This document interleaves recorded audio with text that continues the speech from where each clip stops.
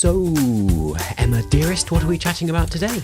6-month update. Kind of briefly going over how the last 6 months have gone, how we're coping, how we're not coping. How to survive and top tips.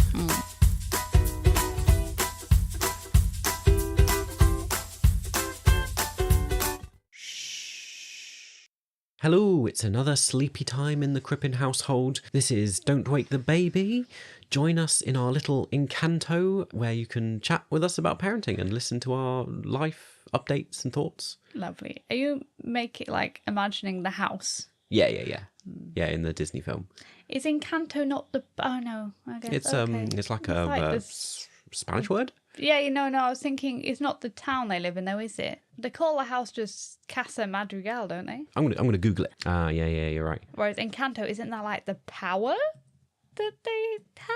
Because doesn't Encanto mean like enchanted? Yes, you're right. It means like charm or enchantment. Well, you can welcome to our little charming abode. That's very nice. Okay, you saved it. As soon as you said it, I was like, don't think that's what the house is called. Oh yeah, I think you are right. Yeah. The house is called Casita. Casita. Short for little house in Spanish. I want him to keep all of this in because I like to prove I'm right about things. We can't possibly have all of this in for the intro. My name's Elliot. I'm Emma. There we go. That's Emma over there. We are humans who came from the 90s. Yeah. And this is a podcast where we chat about parenting with babies and toddlers, under fives, blah-de-blah-de-blah. That's the stuff. Yes. You get the idea. I'm the one who... Oh, what was I going to say? A little factoid for today. What particular food that you're most likely to gobble down in one go? Oh, it's like, are you trying to say what's your favourite food? No, not what your favourite food. What is a stop food eating? that, like, when it's in the fridge, is gone instantly because you've eaten the whole thing? No, he knows. Reminded me yesterday. He set me up because... I think which is true, it's not my favourite food. I think for me, probably Jaffa cakes. Oh, yeah. Like, if I have a pack of Jaffa cakes, Jaffa cakes. If I have a pack of Jaffa cakes, then I eat one and they're gone. The whole pack's gone. Yeah. I don't know what happened. It just... Whereas mine's a lot weirder. I Yeah. think that's why Elliot's mentioned it. Packs of ham you get, like wafer-thin ham. Like a family big pack of wafer-thin ham. Yeah, it was a family pack. Okay, go in there. Yeah. And I just eat them all. Yeah, it's that. Emma will just eat the whole pack. Yeah. Came in the other day, I said, what you had for lunch, Emma? And there was an empty pack of ham beside her. And she looked at me guiltily and I was like, oh, you've just eaten the whole pack of ham. Right, okay. I've never met anyone else who goes, I can't resist a packet of ham. Let me know if you've also got a problem with eating ham. Right, well, this must be the longest intro to the podcast ever.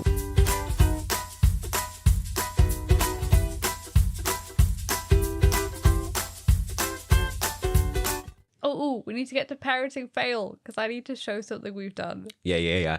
Ding dong is parenting fail story time. Is that what we do? No, I've just made it up. What's the noise? It's like a Xbox unlocked noise. Oh, do-do-do-do. We see you make up a noise anyway. I might as well make up any sort of noise. It's true. There we go. Parenting fail segment. We've got a whole host of ones to share this week. We better rattle through them. Last night, Lily got herself dressed for bed and we both said to each other how good a job she had done. Got her undressed. When I was getting her undressed, can you tell all the viewers what's on her leg? What's on her leg? That's her leg. A bracelet. A bracelet. So she slept all night with a bracelet on her leg. It was quite tight, high up her leg. Oh, I see. It's not on her ankle. No. It's like hidden under her trousers. It was halfway like just up, below her knee. Oh, I see. So I was getting her changed this morning and I was like, what's this? And she went, oh, it's my bracelet. I went, I can see that. I was like, why is it near your knee? And she was going, oh, well, Moana has one on her leg. Oh, in that the is new true. film. And I was like, oh, yeah, she does. And I was like, is it not tight? And she went, it's a little bit uncomfortable. I was like, oh. Then I was going, and you put that on before bed last night? Yes. So you slept all night with this bracelet, a little bit uncomfortable in your leg. So from now on, it was really good she got herself ready for bed, but we maybe should do a check. Yeah. Is there any hidden items of jewellery underneath? It's been that sort of few days, hasn't it? This week is, oh dear, it's been quite a week. We had a bank holiday on Monday, and then did. Tuesday was quite a day. One of the stories I wanted to tell was about Tuesday morning. Well, nighttime, really. Lola wasn't sleeping well. She decided she wanted to wake up at 3 a.m. and have a party. She just thought it was morning. Yeah. Normally, she's fairly, we'll get into this maybe a bit later, but Yeah. fairly decent at sleeping. Yeah. Normally, she goes to sleep, like back to sleep. You'd fed her, like with Yeah. me, pretty good. And she was awake for like an hour. It Yeah. was like so frustrating. And he was so confused because normally I bring her back to him. Well, we'll talk about our arrangement of sleeping anyway, but I normally bring her back to him, and then literally he's like kind of just has her in bed with him, and then I go and she's asleep. Yeah. So he kept going to me like, "What time is it?" Because I thought it was morning or like 5 a.m. because like that's when sometimes she like wakes up a bit early. But then when you were like telling me like it's 3 I kept a.m. being like, "It's 3," I was and like, he "What?" kept going, "What is what?" I was like, "Yeah, it's 3." So anyway, it took me a while. Eventually, at like 4 a.m., I got back to sleep. I Yeah. was like, "Great, let's have a bit more sleep." So I went back to sleep. What happened next? At 5 a.m., I woke up with Lily standing over me, Yeah. our almost 4-year-old, looking at me like it's morning. I was like, "What are you doing here?" I was like, Yeah. "This is too early. Go back to bed." Yeah. And she was telling me, she's like, "Where are my plasters?" So she'd Yes. gone to bed holding a pack of frozen plasters. Yeah. Not like, just to clarify, the film Frozen, not like the plasters were frozen. Not that she'd put them in the fridge or anything. Yeah. That would be weird, even That was, weirder. yeah. I was like, they're literally beside the bed. But then she had a bit of a meltdown because she didn't want to go back and find Yeah. them in your room. So then she woke up the baby at 5 a.m. I was like, I've spent so long awake trying to get her to sleep. She's And only she's had an been hour. Now asleep she's an awake. hour. Now she's awake again. Now she's awake. So from 5 a.m. I was just up. She didn't go back to sleep. I No. couldn't get back to sleep. That was it. Yeah. I was so annoyed with her. He was. And Lillian came into like the room crying, like, "Daddy's told me off. It's not morning, but it is morning." And I was just like, and I kept going, "Oh, well, it might still be night. Let Mummy look at her phone." And she'll go, "What time is it, Mummy?" And I was going, "I still think it's nighttime. It's almost morning." As few other little bits. I mean, Tuesday was just a mess, like heights and lows of emotion. yeah. Just, I mean, I'm sure there was more stories from them, but we probably haven't got time to go into them. Any other parenting fails that I've done this week? No, but there's another one I've done. I took both girls to Lidl yesterday. I picked up nappies, but they were like one size too small. And I don't know why. I don't know what in my brain thought we were in that size again. I was looking at them for ages because I thought I was wrong. Like, part of me knew that wasn't the size she was. But I kept looking at the pictures and thinking, but that baby looks more like the size she is. I kept thinking she can't possibly be in size 4. So I got size 3, brought them home, and Elliot immediately, as soon as he saw them, was like, I was like, what? Why have you bought them? "Why have you brought them home?" And I was going, "Because we need nappies." And he was like, They're the "In wrong that size?" size?" And I was like, "Oh, I knew it. I knew, like, my gut was telling me it was wrong, but I just couldn't think properly." And in my defense, I think because both kids were with me, I was just panicking. I'm so annoyed because I get into swing of things where I'm suddenly like very capable again of like cooking and cleaning. And then I get a cold or something and I'm like back to square one of being exhausted all the time. Yeah. And then I'm like, I was just getting back to being like, That's the whole story, isn't it? Yeah. And that's basically, I think all this messy, chaotic stories here that's been a jumble and rambling long going on is a good summary of what this episode's going to be like, chatting about how the first 6 months have gone. It's just going to be insight into our lives, of an overview. And yeah, this is just exactly like the daily chaos that is having 2 kids and having one that's under 6 months. Let's crack on.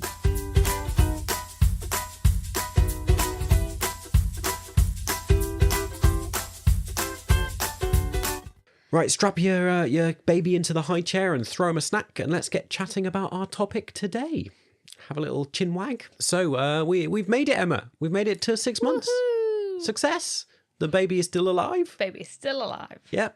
Always a success. We survived. We've not had a breakdown. We haven't. Not yet. It's a bit similar. We did an episode a long time ago on surviving the first week with a newborn. Yeah. And this is a kind of a little similar, like surviving the first 6 months. How's it been? We're not experts, but this is our story, some of our tips. So any opening thoughts, Emma? How, looking back, now we've hit 6 months, how's it been?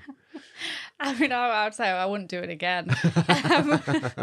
like as per usual with parenting things, some of it's been really joyous and some of it's just been really difficult. So we're not going to go into it because we've done a topic on it, but Lola's cow's milk protein allergy nearly broke me for the first probably 4 months of this child's life. Well, actually, it's been rather up and down, hasn't it? Because we did the first 2 months, which we have done an episode on, went really well, actually. Yeah. The next 4 months, well, next two to 3 months, terrible with cow's milk protein allergy. And then I feel like the last few months slowly been picking up again. Yeah. So, yeah, real... So it's like half her life has been a struggle currently. I remember looking back, our first ever episode we did of this podcast, I made a joke about how don't tell us what it's like if you have more than one kid out there. I was like, just don't tell us. I don't want to know because this is hard enough with one. And I think that is like still like it has been so difficult. But it's so annoying because Lola's actually quite like, minus the food allergy, Lola's actually a very good baby in a lot of ways, like compared to if you're listening to this when you're older, Lily, I apologize. You weren't a bad baby by any means. It's just because she's a second, she has to be. But she's a bit more chill with a lot of stuff. Yeah. I do stand by the comment we made. I can't remember what we called it. Was it postpartum episode? We were chatting about the first few months after having Lola. Yes. Where I said it has been easier to adapt to second time around. Oh, definitely. Even though it's harder, even though you're compounding everything with a second child, somehow I found this transition easier than first time around. I still stand by that. Oh, me too. And I do think it doesn't feel as big a jump as going from nothing to one. Which is bizarre because everything I see online, all across social media, I constantly see, particularly mums, saying about how the jump from 1 to 2 is so much more difficult than 0 to 1. Yeah, which I don't agree. Yeah. No. Interesting. You've been off on maternity. Hey. And when Lily isn't at preschool, you've had 2 kids to look after. I have. Yeah. How's that been? It's been tough. I'll be honest. I feel like I'm only just getting to grasp, like to kind of, and it's sad because I feel like I'll only just fully get it under control and then I'll be back at work. And obviously some of this conversation is going to be, different if you with your first child, if you have an only child going through the first 6 months to how we're going through it, talking about it with 2 children. Yes, yeah. But, you don't have a little person, you have to kind of check if they're doing okay. Yeah, but that has been one of the interesting things is that both children are quite different. Yes. In some ways they're very similar, but particularly we have an older child, a 3-year-old who just likes to stay at home, doesn't like going out a lot. Like it's a real struggle to leave the house. Yeah. And she's very settled. Yeah. She's like, I like my drawing, I like watching my princesses, I like sitting in the garden. But one of the things during the first 6 months is that Lola has begun to become more of a routine baby. Yeah. Where she loves going out. She loves going out. She really wants every morning to go out in the pram. Or the carrier. Like if I put the carrier on at the minute, she's finally got the thing where she started to understand things. Oh, yeah. So when I put the carrier on, she gives me a huge grin when I'm putting it on because she knows that means we're going somewhere. So she's like, oh, great. Mummy's going to take me somewhere. How exciting. Whereas Lily's like, I don't want to go out. I'm like, well, Lola wants to, and I can't leave you by yourself. So it means we're all going out. And this has been the tricky thing in the first 6 months is that we've got one kid who's desperate to go out and one kid who doesn't want to go out. And it works okay on the days Lily goes to preschool because you tend to take both of them and drop Lily off. And that means at 8 o'clock in the morning, you've got a trip out and Lola's happy. And Lola's happy because she's been out. On the days on like Tuesdays and Fridays when she doesn't go... it's a nightmare. It is. Because Lola starts screaming. Yeah. I think this highlights as well that, as you'd expect, and if you're going through this, as you know, like just the chaotic nature of the first 6 months, just trying to get through it. It's certainly been, like, as we said, ups and downs, but also just, like, it's so difficult to get stuff done. Like, the house has been a tip for 6 months. Yeah. Like, as much as, like, I try and do a lot of cleaning every night, it's still, like... Yesterday I said to Riley, if people came in and I'm like, what do you call it? Like... To visit, to look? No. If we had some thieves come and ransack the house... If someone came to try and burgle us? It wouldn't look any different. Like... The other day, the house was such a mess. I was like, I think they'd come in and leave. They'd be like, can't deal with this. Someone's Somebody's already burgled ransacked this place. Yeah. And I said it's so annoying because Elliot, every night the house is clean. And then I come down for breakfast. Already it's starting to become a mess. And I know, like, I was there, like, it's not like Elliot makes it up. I've been there in the night because I make a bottle and take it back up for Lola. Yeah. And I'm like, it's been clean. How possibly in those few, like, maybe if they've been up an hour? How has it become such a mess? It's just how you live for a little bit, isn't it? Before we get back on top of things. And it's like we've got so many priorities that have just gone out the window. Like of course. We're trying to move at the minute. Yeah. Have we viewed any houses? No, because we're just exhausted. You've got to put life on pause, haven't you? You've got to always refer back. I think sometimes once you get past the first couple of weeks, you're like, well, I can get my life back on track. You know, we can try and make progress with things. And you've got to keep reminding yourself, no, we still have a baby. I think the main difference between, you know, surviving the first week with a newborn, it's not that you're running on adrenaline anymore. It's now much more, you know, a marathon. You're in it for the long haul now. And that's particularly the challenge with getting through, you know, month after month, is that it keeps going. Things are still going to be really difficult. Yeah. I think for us, you know, for me, the big thing is that we have been through this before. So like some of that strain and pressure and challenge isn't as bad because I know there is light at the end of the tunnel. We know it gets better. I know you can get through it, and I know what that looks like. You know, first time around, I think it is a challenge because sometimes it feels relentless. It feels like it's never going to end. With the first time around, you don't expect things to go better and worse again. Like the first time around, you think it'll just be linear and you're like, oh, it's getting better. Great. It'll just get better and better. Yeah. Whereas, you know, when you've been through it, like, oh, yeah, it'll get better for a little bit. And then we might have something else that hits us and then it'll go better again. That leads us quite nicely into, I think, one of the topics that does do that a lot, which is sleep. Yeah. How to survive, you know, the sleep for us, the sleep deprivation, but also your baby sleeping. Emma's having a yawn right now. That's very right on schedule. When you was a mention of sleep, I was like, oh yeah, I like sleep.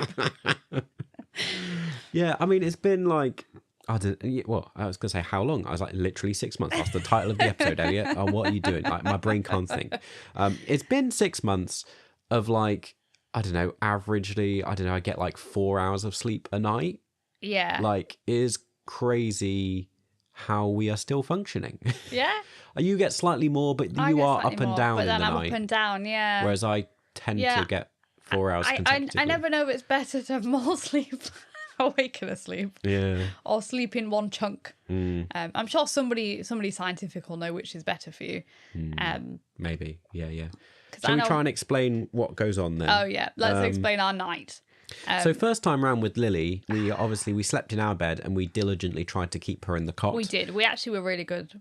Yeah, I mean, I did put a lot of effort into keeping her in the cot and refused to have her in the bed except like in emergencies. People tell where this is going. I've been a lot lax this time, a lot more lax. I was like, first time we didn't ever do co-sleeping. This time we basically just do co-sleeping. I know. I started off putting her in the cot. You did. When it was my turn in the night, she would always sleep in the cot. When it was Emma's shift in the night, the baby would end up in bed. Yeah. We then switched to a thing where basically, because, you know, we hit that milestone where we stopped counting like how much sleep we get and started counting like how many times you're up in the night. I feel like that's often a big transition where it's like, well, nowadays it's quite reliable that, you know, we're up 3 times in the night. Yeah. And that's, you know, that's what you deal with. At that point, we switched to you do basically the whole nighttime now with feeding, and I then do the mornings. You have a bit of a lie-in, but that does mean that you're in charge of the whole nighttime. So baby doesn't go in the cot at all. Yes, that's true. That is when it turned, because I will say by defense, she just won't go in the cot with me, but that's also because she knows I give in, I think. So she's like... Well, you don't try particularly hard. You put her in, you look at her, she goes, oh, she's waking up now. I'll take her out and put her in the bed. And with Lily, I used to like sit there for like an hour, like stroking her nose, put my arm next to her. My problem is I'm just not willing to spend that time. I'm just... Like, often We're going to have to get back to it at some we are. point. Yeah, we do need to work on it. So we're just delaying that problem for a little bit. Yeah, we're kicking that problem down the road. She sleeps so well in the bed. So well in the bed. She sleeps basically through, other than to wake up for feeds. Exactly. And then goes back to sleep. So it works so well.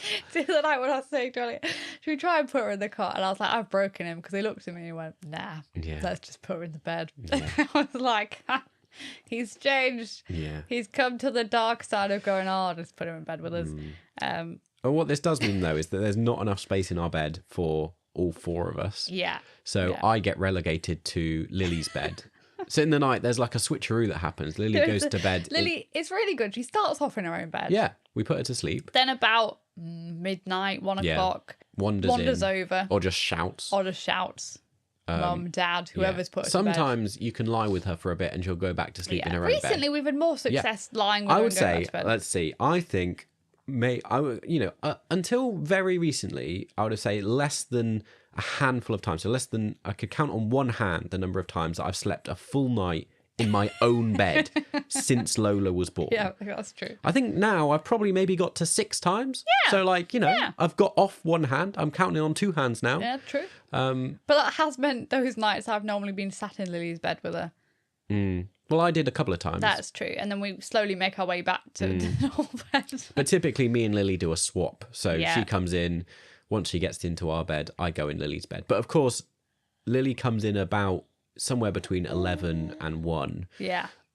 I haven't yet gone to bed. No, or he's just gone to bed. Because like he's just laid down. Lola goes to sleep about 9 o'clock. Yeah. I then go and do the cleaning and washing and tidying. That takes me till about like 10 o'clock. Yeah. Then I sit down and do some work. Yeah, for about 2 hours, normally midnight. Until then I come and bring you a bottle of milk so you can do the next feed. I used to help you put her back down in the cot, but that's gone out the window. No longer a thing. So I go to bed about 2 a.m. and at that point Lily's already in my bed. So for most of the last 6 months I've been sleeping in a toddler bed. Yeah. On the floor. On a floor bed, yeah. So, it's just what my life's like. And then Lola often goes with him. Yeah. Because it's a floor bed and I feel like it's Yeah, so I take Lola with me. Yeah. And then we get woken up about 5:30, 6 in the morning. Yeah. That's been our lives. I want to draw the conversation into actually like the question we posed. How do we like survive? How do you cope with this lack of sleep? How do we cope with this nighttime routine? Any thoughts? We eat a lot of sugar at the minute, which I think helps with lack of sleep. Because often I know when I'm craving something sweet, in my head I'm like, this is because I'm tired. Yeah. But I've not accepted. My body's still working like it's not tired. It's just, I think part of my brain's like, we need more energy, so we want something sweet. And I'm still up at like midnight, and I find at that point I'm like, well, I want another snack. I want like a midnight snack. Yeah, like another meal. So I make myself like another little like thing. Like sometimes I have like a bagel. Or sometimes I come down and like in the morning I can see like an empty packet of something. Yeah. I'm like, somebody have a little snackaroo last night. I didn't say we had good tips for surviving. Probably don't follow our example, but this is how we've survived. Other top tip from me, caffeine, run on a lot of coffee. My coffee intake has definitely gone up since having 2 kids, and that's how I cope with the sleepless nights.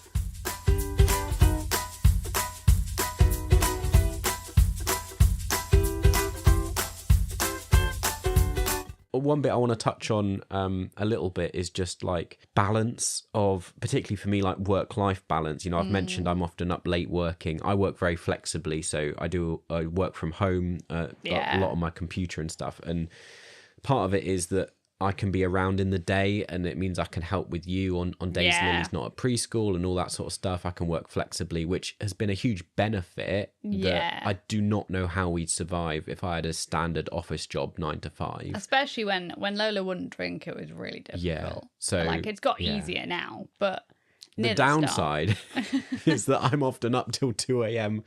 doing work, trying to make sure that things are happening. I mean, I have a very, understanding and flexible, lenient work and boss and things that are super supportive. So I don't feel pressure, but like I enjoy my work. I would like stuff to get done. Yes, in a timely manner. Yeah. Like this is when it sounds a bit doom and gloom, but like recently I've been able to take both girls out to the cinema by myself, and we're getting there slowly. But a lot of the first 6 months is like dealing with that reality. Sure, there are bright spots in it that are like, oh, this is amazing, this is lovely, especially now with 2 kids. Like sometimes it can be so joyful, but there is a lot of challenges, you know. There like, is, yeah. It is in that period where things can seem really grim. Like, you know, for us, this first 6 months has been during winter. Yeah. Which makes it particularly difficult. That was tough. You know, it's been a lot nicer now. Now I can take Lola for a walk to the woods, which is nice when it's sunny because it gets you out of the house and you feel a bit better. And Lola loves it because she loves being out of the house. And I'd say that's how, you know, you've been looking after yourself, like with trying to do stuff you enjoy, friendships and things. That's quite important. Yeah. I mean, I'm terrible at all of this, but I rely heavily on our friend called Vicky. We normally see each other every Friday. Friend of the pod. She's been a guest on the podcast before. And she has 2 children who are not dissimilar ages. But that's great because me and her can chat along and the 2 girls play together and then we've got the 2 babies. And it's just like, I think this is when people have like a little village. It's just nice having people where you're like, oh, they can come round. You need that support. It doesn't matter if the house is a mess. Yeah. They know what it's like. Yeah. B, the kids get along. So it means the 2 older kids entertained. It means you're both just sat with the babies. So it's not bad at all. And you get a good chit chat. So that's been nice. Yeah. It is amazing, isn't it? You know, first time round, you know, we struggled as well looking after the firstborn in that first period. And then this time round, it's like when Lily's occupied and you're just left with the baby. Oh, it like, seems easy. Oh, this is so much easier. I've just got one kid to look after. The days by myself at home, just with Lola, now, once again, when she wasn't drinking, horrendous. But now she's drinking and eating and quite happy. Just very nice little days. Like, it's quite simple. I don't know how I struggled so much. Yeah. Like the first time round with Lily when I was by myself all day. I know, but I'm like, why did I It was all complain? new. It was all Whereas a challenge. now I'm like, looking after one kid by myself, easy. Like the same, if I've just got Lily by myself, I'm like, easy. Yeah. Like, why do people struggle? But we were the people who struggled. But I'm like, how do people struggle with one? We should mention your other support network, your sisters who you're in constant contact with. Because I feel like a common thing is that, particularly mums, but, you know, any stay-at-home parent, it can be quite lonely and isolating. Yes, true. Especially in the first 6 months. It can, where you're doing a lot. You're kind of almost housebound for a lot of the time. Yeah, true. And just, it can be quite difficult because you have a lack of contact and support. But you have a close relationship with your sisters. Yep. And it's really handy. Normally, one of them at any point is normally pregnant. Because there's so many of us. Normally, Do you have some sisters, Emma? I didn't know. Do they happen to be identical to you? They do. Oh, so for people who don't know, quick thing, I'm a quadruplet. So I have 3 sisters who are the same age as me. And it means we're all at a similar stage of life. Yeah. We've all got kids. You talk every day. We talk every day. My sister in France, for those who are... Do you have a sister in France? Really? This is how I always identify it. So I think people, if they're playing bingo on the podcast, I've said it. I feel like we should get T-shirts made although it would be a bit odd for other people to be like, my sister in France. Yeah. It's like your catchphrase now. Yes, it is. Becky, she's also on maternity. So basically, we can just have our phone on all day. And it sounds weird, but kind of we just literally have it on as we're doing tasks around the house and playing with the babies. Yeah. Because... it sounds odd, but it's company without being intrusive. Yeah. So now and again, you can have a little chat with each other. But most of the time, it's just hearing the other person in the background doing stuff as you're doing stuff. On the flip side, I'm more like the I suppose, more typical woman mum in the relationship who's like, I often lament that I'm sat inside and that I never leave the house. He did, because he works from home. So I work from home. One day he was like, haven't been outside today. I often don't get dressed. I do all the cleaning and I'm like sat there like, I haven't been outside today. And then, just... yeah, it takes a toll. Yeah. I don't have many friends. I don't stay in contact with people. I don't talk to people. I feel quite lonely. Whose fault is that? Let's be honest. I'm too busy. I'm just too busy, Emma. You're too busy. Yeah. Look at his face. If anyone knows Elliot, he's not the best at being sociable. Hey, if you listen to this podcast, this is the most you will ever hear me talk. It's true. Literally. Yeah. Even if you know me in person, you will never hear me talk this much. No, never heard. Yeah, it's true. It's true. It's the most he ever talks is on them. Well, and, to me. Yeah. But other than that, he's not. I'm a quiet little soul. I'm quite happy typically in my own company. Yeah, he is, yeah. But yeah, the long days with a baby, it does push a lot of it to the limit. This does lead us quite nicely into like talking about some of our relationship as well. Like that's something that comes under strain in these early days. Yeah, we've done very well actually in the touch wood. I'm sure we had loads more fights with Lily at this point. Yeah, we actually had touch wood. Haven't really had any fights. I feel like again we're a bit more adapted to the parenting lifestyle. Also, I think I've learned, like, kind of older and wiser. Like, I often now phrase things in a lot better way. So I think, like, when we had Lily, I'd often say something but not realise that it was coming across like a criticism. So I'd be like, oh, so baby had not had a nappy done. But I'd actually be generally asking. But I'd have said it in such a way that would be almost aggressive. Yeah. And then obviously that would start a fight because he'd be like, well, I'm so sorry, I didn't look like... Whereas now I'm like, oh, honey, have we done her nappy recently? Yeah. Like, I think a lot of it's, you kind of learn, not like, oh, he's a delicate little flower, but I'm saying like, you learn how to like phrase things to each other to be like, oh, this isn't an attacky thing. This is a generally checking in. See, this is what I mean by like we often inhabit the other roles, because I feel like this is a great example of something that normally goes the other way between a husband and wife. So men out there, you just have to learn to phrase things in a nice way. So I think they've been with the baby all day, and I haven't been with the baby all day, but I do, like, I'm so involved that like, and often like say I've taken Lily out, so we went to the ballet. Lily, and then I come back and he's had a baby. So for me, I'm like, I've taken several hours off work to like look after the baby, to accommodate you going out to do something you would like. I'll have to stay up later tonight to catch up. And I think you have to be like, a lot of it's phrasing, a lot of it's appreciation, saying thank you a lot. And I'm just trying to like keep you from being too negative about yourself, because I know you get frustrated that you're not doing as much as you'd like to be, or not thriving as much as, you know, and I'm always like, I think it's hard because you see a lot of people on social media being like, we've been to all these places with my child and baby, and I'm like, well, I've just managed to leave the house. We're probably as guilty as that as anyone. We do post a lot of like some of our trips and things online that I think because for me they're like successes. Yeah. But obviously people don't know that's a success. They just see that as daily life. And it, you know, it is a challenge in these early days that, you know, it is almost like we're just cohabiting. Like, there's not much time for romance. We don't have much of a relationship in any other sort of way. Like sometimes we barely talk to each other during the day, or like barely see each other. Like with our different bedtime schedules, like we don't sleep in the same bed. Like we go to bed at different times. Yeah, you know, it's just like that kind of. That part of the relationship definitely is on pause until later down the line.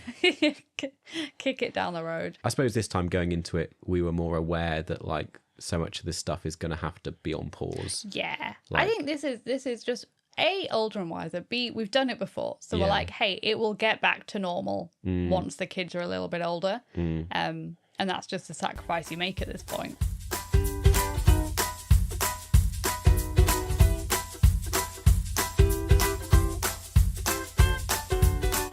Hey, this is Editing Elliot. Quick little plug from me. If you could, like, follow, subscribe, do all the clickety things with this episode, that will be fab. Share it with a friend. And thank you to everyone who's already done those things. If you're following along, turn on notifications. And if you've shared this with someone, or if you shared the podcast with someone, thank you so much. That's great. That's how we grow. It's how we can support this project and keep it going.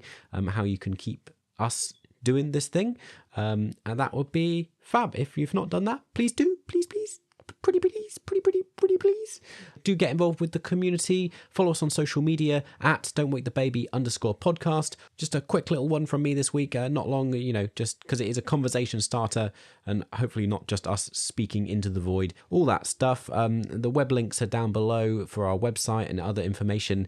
But yeah, let's get back into the episode, back into the good stuff.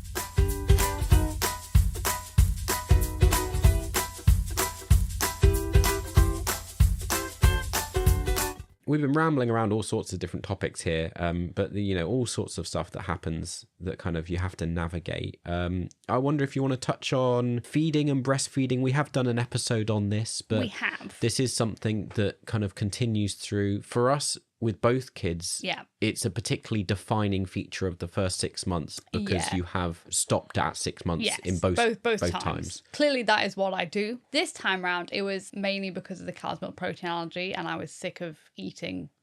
So basically, when I was giving her breast milk, I couldn't eat nice things like cheese and milk. Yeah. And I'd got to the point where I was like, I want to eat nice things. And I'd It feel guilty. would slip into your diet so regularly. Like, it's so difficult to keep on that diet because it was no soya, no milk, no, lactose, no And then beef. I'd feel so guilty because if she was poorly, I'd go, oh, it must be something I've eaten. Yeah. And I'd overanalyze everything I'd eaten. And it might not have been. She might have been having a bad teething day, but it'd make me really paranoid about what I was eating. It's just adding extra stress, and it's so stressful. I think this is a key takeaway in these early days. First 6 months is to know when to compromise. It's okay to deviate from your plan. And for us, that both times has been about actually, maybe you could have gone on breastfeeding and longer. In both cases it was mixed feeding and you were pumping milk to give her, but you made the decision that actually it's going to be better for all our lives. It's a big drain on you. It is, time wise, energy wise. And what my main thing was near the end is I felt like Lily was getting kind of neglected sometimes, because I'd be like, oh yeah, I have spent all this time with the baby, now I'm going to spend some time pumping milk. And even though it's 10 minutes, it was 4 times a day, so that's 40 minutes where I could be sat doing something with Lily, and I'm sat pumping milk. And once again, she's been really good, but I felt like it was just another thing, straining so her. We have fully transitioned onto being a formula fed baby now. We have. And that has actually made our lives a bit easier. It has made it easier. It's made going out and about easier. It means we don't have to have breast pumps with us accommodate anymore. some of that stuff for you. It's it takes a pressure off you, I think. It does. Yeah. And it's been nicer in that you don't have to get up in the night to pump. Also, I don't have to wear a bra to bed, which I know, TMI, but it's so uncomfortable wearing a bra to bed. I finally got to the point now where my milk's dried up enough that I can just put a pajama top on. I don't have to wear a bra, and I'm like, oh, it's so much nicer. See, I would never have known about this problem. There you go. There's a benefit that I'd not realised. Oh, it's Lola waking up. Somebody's waking up. Oh no. Hi Lola, have you come to join the conversation? How have you found the first 6 months, Lola? I would say Lola is a very happy, smiley baby a lot of the time. She is, yeah. But as with our eldest, the teething is just a nightmare. She's trying to grab the microphone again. Please, Lola, please don't grab the microphone. You always love the microphone, don't you? That is for Mama and Baba to talk. No. Hi Lola, how are your teethies doing today, Lola? Are they a bit better? Lola. Gonna hear a lot of rustling now. Oh, that's it. Give that to her. I don't know that we really have any tips for teething either. It's just a faffle. It's like them being ill constantly. We talked about it a lot. We did do an episode all about teething. We chatted about how it was with Lily when she was going through it, and it's much the same with Lola. We haven't really got anything to add. It's a challenge. I thought we were making more progress with our teeth, but basically the bottom two are almost through. They've been almost through for ages. Yeah. I kept going, oh, it's going to be so much quicker than Lily. And I'm like, oh, it turns out hasn't really. And some days it just means she's in a bad mood. She's just screaming all day. And it's why? You go through the checklist and it's just that her teeth are causing her pain. And at this age, she doesn't understand it. You can't distract her very well. Particularly, I think going forward from here, it becomes slowly easier, even though teething continues to be a bane. And I do find with Lola, because she loves the outside so much, even on a bad teething day, taking her out does help. And she's a big water baby, isn't she? Yeah. So turns out Elliot loves the water. He loves boating. He loves, I say boating like we're posh, kayaking. And he loves swimming. I'm not, I like kayaking. I'm not huge into swimming. Can't really swim very well. But both our girls, super into water. So if Lola's having a bad day, Elliot will know, because I'm like, right, he has his meeting in the next room, and I'm like, I'm just going to run a bath. Do you have a meeting soon or not? And if he doesn't, I'm like, great. Because like, it means they're back in the bath. Yeah, it means Lola's teeth must be we're going bad. to spend probably about an hour in the bath because Lola loves it. Yeah. And she's in a much better mood after she's had a it's bath. interesting, isn't it? There Yeah. you go. There's a little tip. Yeah. I don't know if it only works for our kid. Yeah, if you have a water baby like Lola. Got a little segment for you to a question to engage. Oh, did my voice scare you there, Lola? I thought we could have a quick little chat, list some things that we've bought or have, or already had that have been particularly useful in the first 6 months. We did this with our newborn episode where we talked about the first week, what things were particularly good or not good. So let's chat about some of the stuff. All the stuff you have. I'm trying to think what's been really useful. Number one on my list, top thing that we didn't have last time, bought off Facebook Marketplace, the bouncer thing. Is that what you call it? What do you call it? Yeah, bouncer? Like those things that stand on the floor and you put them in the baby in the it. middle, Yeah. in a little circle, and they sit in it. And, it's like a bouncer, right? Well, they don't really bounce, do they? They just play with the stuff that's then around the edge. Some people, they call it something console, don't they? Do they? You can hear the click clack and Elliot's Googling it. No, like a bouncer is like one of those chair things, which we used a lot with Lily, but actually with Lola, we found the bouncer chairs. She wasn't big on it. Yeah, not much use. We wouldn't recommend that. They work sometimes, but I don't know. Lola doesn't like sitting. No. She loves to stand. Loves to stand. Which I just and loves to try and crawl. Just like, what's going on with you? Why are you standing? Like, yeah, you just want to stand all the time, don't you? Don't want to sit down. No, she doesn't. I'm none the wiser because they give them like weird, like activity centre. Yes, you see what I mean? I've heard it called like an activity console or something. Musical toy activity entertainer, skip hop explore and more stage activity centre. It's a bit. Let's just say like a jumperoo, but not. I think people get what we mean. That's a long explanation for you all know what it is. The thing where they stand in it and there's bits around them. Yeah. That's been really good. Yeah. We got that from Marketplace because we kept saying to each other, well, she loves standing. What could we get her? And it is plastic, It is.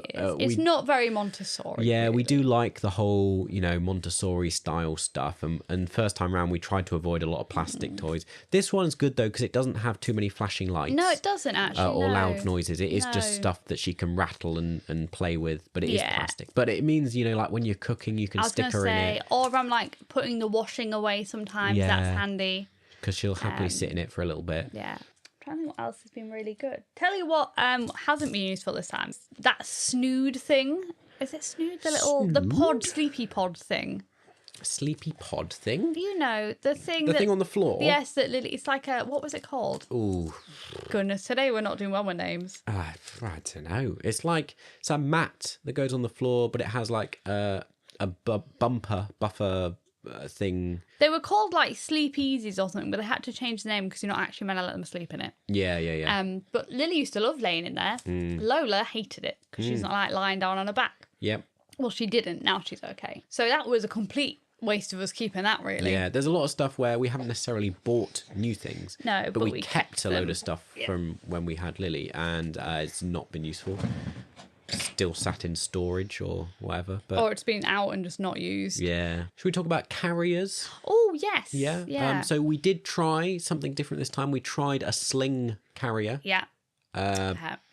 That is kind of a fail. It's on me though. It's because I really struggle to just. I'm just not one of those women who's good at that stuff. Like I really. It's really hard to explain, isn't it? Because people can't understand how like uncoordinated I am. I think. Yeah, because you look them. We even bought one that's not just. It's meant to be easy. It wasn't just a piece of fabric. It was one that was meant to be like easy to use, easy to put on. And my sister in France. Oh, do you have a sister in France? Fab at it. Oh. She's the one we bought the same one as her, so she could teach me. Yeah. See, I'm blaming you, Becky. If you're listening to this, it's your fault. That's why we have that. Because you were saying how good it was, and I was like, oh look how easy it is. Could I do it? Not really. Like I maybe managed it twice. On the plus side, we have a different carrier that we because we rebought the same carrier we used for Lily, thinking we'd use that, and we didn't end up using it very much because we ended up with a different carrier, which we got gifted by another of your sisters. Yes, the one in the local one, Kirsty in Barnard Castle. Yeah. And that's been super useful. Super useful. We've got a lot of comments on it. It's particularly good.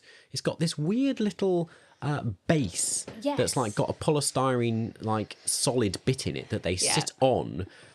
So rather than just like being fabric that supports them, there's actually like a thing they sit on. Yeah. Which means it really helps your back. It's designed to not put as much weight and pressure on your back, which... Because Lola's quite a big baby. It's really helpful when you're carrying her about. You just don't tire as easy. Yeah. And because she's getting back into the pram, but she hasn't been a huge fan of the pram, so it meant you were that's been carrying very her a similar lot. to That Lily, was similar hasn't to it? Lily. Never a big fan of the pram. But it means it's a lot more viable to carry her around for longer. I was looking at it downstairs because I was thinking we should shout out what it is to try and explain to people if they want a recommendation, but I've already forgotten what it was. It's like Bebe Amour? Yeah, Bebe Amour, something like that. Is that like the brand? It's like a weird... so. Is that French? Yeah, it is, yeah. Oh, there you go. Yeah. I would say it's not the best to like get into by yourself because the way you got to clip the straps up. Yes. I mean, I'm getting used to it now. It's also a bit bulky because it has this base thing. It is so a bit for bulky, carrying around, you can't like stuff it in a bag very easily. No. So that's a downside. But otherwise... I mean, normally though, I'm wearing it most of the time, so it doesn't really matter. Yeah. We may do another episode on it. I don't know. But like towards, getting towards 6 months, a lot of people start weaning at 6 months. Yeah. Both our kids started early because they're just big into food and like were ready at that stage. And Lola eats a lot. so we started again very similarly to Lily about 4 and a bit towards 5 months. Yeah, we almost 5 months. Doing baby-led weaning. So that's good. So that's another one where like you can now stick her in a high chair. And it's good for feed. Like when we're eating, it means you can just chuck her in a high chair with some food in front of her. Yeah. But yeah, it's this is always our favourite bit, is once the babies can interact and play. It's just... Yeah. I think it makes it feel a lot more worthwhile. Like, I know you love your kid when they're tiny and can't do anything, but it's more rewarding for me when I feel like, oh, she's really happy. Oh, she really liked that. Oh, she's laughing. That's nice. Well, it's hard, though, because you're much more of a toddler person. You like them when they're older. Whereas I do really like babies. And it's just a shame because obviously... Like in this phase, you're off on maternity and I'm working, that actually you're spending more time with the baby than I am. True. I would say, obviously there are mechanisms where we could have split it with us, or like I could have taken some time off instead of you, but just it didn't make much sense for, just what we're up to. It just for us, yeah. Let me put you down here for a second. This is the other challenge we're having as we're getting towards, 5-6 months and onwards. Recording the podcast is becoming an increasingly challenging thing. When they were a baby, she would just sleep. You could just hold her. When they're a bit older, then, Lily's off at nursery and preschool. Yeah. We're in this, weird phase where... it's going to be a real challenge recording podcasts because she's going to be awake. Once we get her down in a routine, though, it should be okay because she's starting to do longer naps, but only like 2 big naps.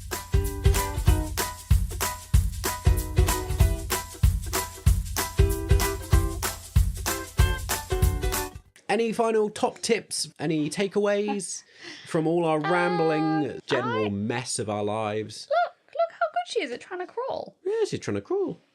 Sorry, I'm just very impressed. She's so close to crawling now. It's very. I would say I'm impressed that I am as excited, I think, this time seeing some of the development.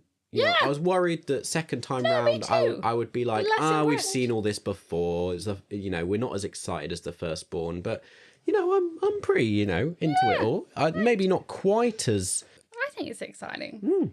It's also really exciting because, as I said before, Lily's like Lola's top supporter. So she gets really excited, which then makes it exciting as well. Look, here you go. We're getting distracted. Tangents again from... Oh, what was my thing? Top tips? Yeah.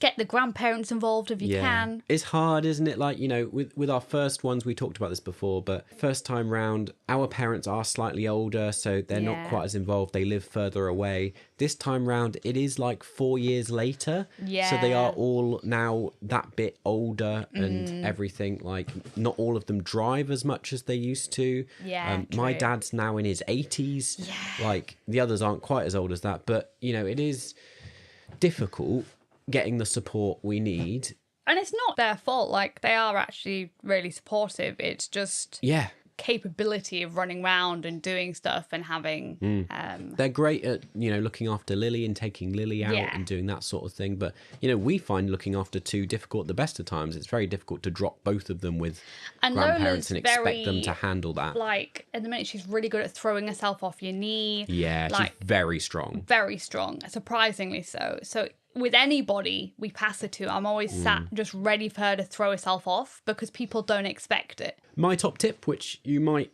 I don't know, expect from me as someone who works in the online space, we are a bit biased. We run our own podcast, but I would say if you can't find like local community, find stuff online that helps support you. I listen to like podcasts 24/7. Oh, like, he does, yeah. I constantly have a headphone in. Just like sometimes you just need a distraction, you need an escape life's challenge, or sometimes you just need to listen to other people. I do struggle like if Lola's screaming, if I don't have my phone with me, because normally when she's screaming, and you have to be that person who stays calm and gives her comfort. But it's helpful if you then have a little headphone in your ear that just takes you away from the screaming. Yeah. So it's like Bit of escapism. A little distraction. And like I can't always even hear what they're saying, but it helps just keep me calm. Keeps me sane. And also, places like TikTok are actually really useful for just... I'm not going to say everybody knows everything. There's some idiots out there. Of course. But internet's full of idiots. There's some good pages too. There's idiots like us out there. There's idiots like us who pretend they know stuff. But there's like some good tips of like putting the pram in the bassinet thing and letting them have tummy time, because Lola loved that yesterday. Went around there. I don't think you said that right. Putting the pram in the bassinet. No, you know, like the bassinet bit on the pram. You know, like our pram goes from upright to like kind of bassinet-y form. Right, okay, I see what you mean. So putting it flat like that, because we don't really do that anymore. She loved that yesterday, going round little. And like people couldn't stop smiling at her because she was so smiley. And everyone, such a happy baby. And I wanted to be like, it's because I've done this. Yeah. And she thinks this is great, that she's kind of like almost flying. I think I've completely ignored your tip thing. Yeah. As usual, I try and direct the conversation. It's just, we go off chatting about stuff. Emma's a wild card. I'm a wild you card. never know. You can't stop me. Tangents everywhere. As much as what I'm like on the podcast is not at all what you will experience in real life, Emma is exactly like she is in real life. If you talk to Emma in real life, this is how you will find her. Happy to drop into any conversation at any point. Yeah. I would say I'm quite an organised person in life. Yeah, definitely. just not mentally. We have a good little relationship. I sit quietly and you just chat at me for hours on end, telling me about things. Right, well, we better wrap things up. We do. I don't even know what we've talked about. I feel like I'm in a daze. Yeah, me too. I've no idea how long this episode's going to be. For a lot of it, I feel like you've been just hinting at that you haven't had any sex recently. Like, whenever in bed together. Thank you for joining us today in the cozy imaginary room, in the casita, in the Encanto, in the thing, the podcast that you're listening to. This has been Don't Wake the Baby. You've been with Emma and Elliot, rambling away. Oh, and yes, Lola's been here. Yeah. And Lola. And Lola. Yeah. Well, she's not part of the conversation. No. Oh, I'm getting distracted in the outro as we go. Join us next time for a new topic. See you later, scallywags. Be gone. Sleep well. God bless.